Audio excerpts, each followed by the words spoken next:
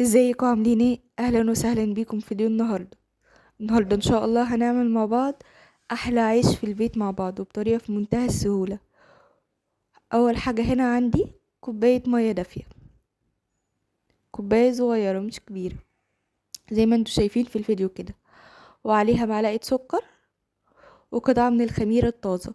لو ما عندكمش استبدلوها بمعلقه كبيره من الخميره الفوريه.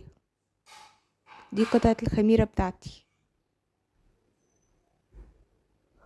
وهضيف لها حوالي 4 معالق دقيق كبار. انا اول مره حطيت معلقتين وبعد كده هزود معلقتين، وهوريكم القوام اللي انا هكون عايزاه. هقلبهم حلو كده مع بعض، هدوب الدقيق مع السكر مع الخميره الفوريه، كل ده في الميه الدافيه اللي احنا حاطينها.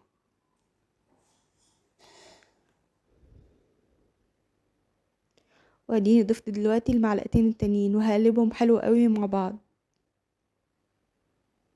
لحد ما بيجوا بالشكل ده، وهغطيها وهسيبها على جنب لحد ما تتفاعل.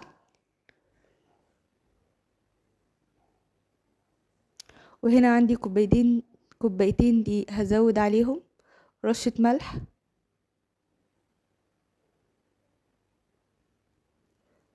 وكمان معلقة بيكنج باودر أو خميرة الحلويات. هنا عندي نص معلقة وهاخد عليها نص معلقة تانية، طبعا ده لأني بصور مكنتش عارفة أتلافها معلقة مرة واحدة. وهقلب كل ده كويس قوي مع بعض.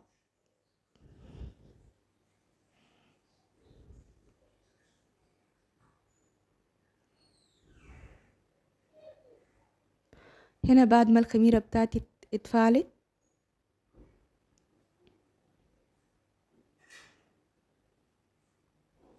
هضيف لها حوالي معلقة كبيرة من الزبادي.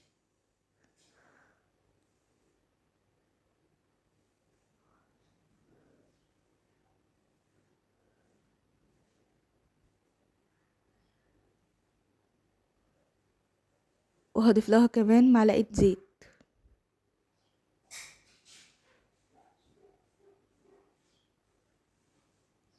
ودي حوالي معلقة صغيرة خل، بيساعد الخميرة بتاعتي العجينة بتاعتي انها تنفش وتبقى معايا هشة كمان. هقلب كل المكونات بتاعتي دي كويس قوي مع بعض.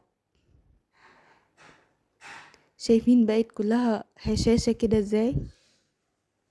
وهضيف دلوقتي الدقيق بتاعي، انا مش عارفة اضيفه كله طبعا عشان التصوير، فهضيف معلقة معلقة وهقلبهم كلهم مع بعض لحد ما اخلص الكمية بتاعتي.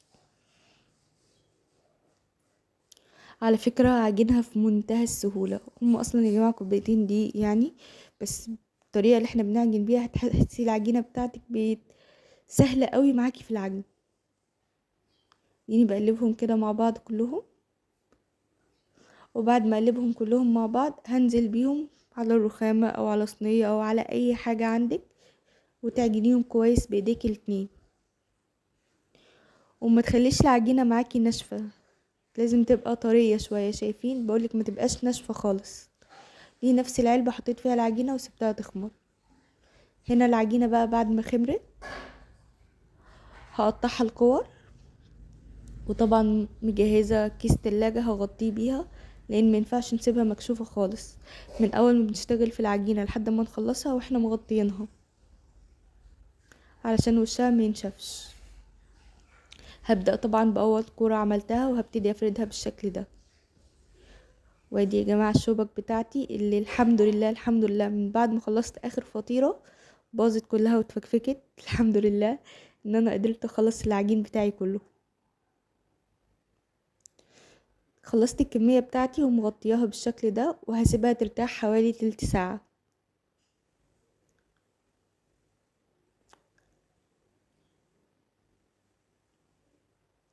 هنا عندي طاسة سخنتها كويس قوي، وبعد ما سخنتها وطيت النار ومشغلة الفرن بتاعتي على درجة 200.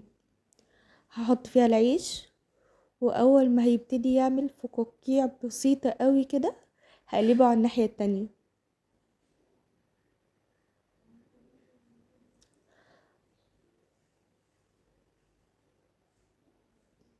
وبعد كده دخلته الفرن. طبعا لو عندك فرن خبيز هتستغني عن الخطوة دي وهتخبزيه من الاول للاخر في الفرن.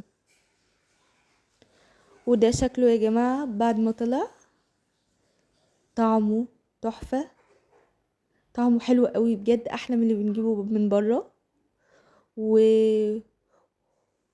وبيتفتح معاكي، كله بيتفتح حتى اللي ما نفختش، بسبب يعني بتتلفيه بالراحة، لو اتخرمت منك مش بيتفتح.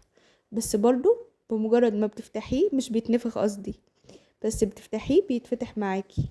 وهوريهم لك كلهم اتفتحوا معايا، بسم الله ما شاء الله، بيهم المنظر ده. تعملي بيهم احلى سندوتشات فطار او عشاء او لانش بوكس او اي حاجه انت عايزاها. انت حتى لو اكلتيه، بصوا ده برضو اللي ما اتنفخش اتفتح وكان تحفه. انت حتى من طعمته ممكن تاكليه على كده، بجد طعمه حلو. وهو انا عاملاه سندوتشات كان تحفه. وبكده نكون وصلنا لنهايه الفيديو. لو عجبكم الفيديو ما تنسوش اللايك والشير والاشتراك في القناه، وما تنسوش تفعلوا زر الجرس. ونتقابل ان شاء الله في فيديو جديد. مع السلامه.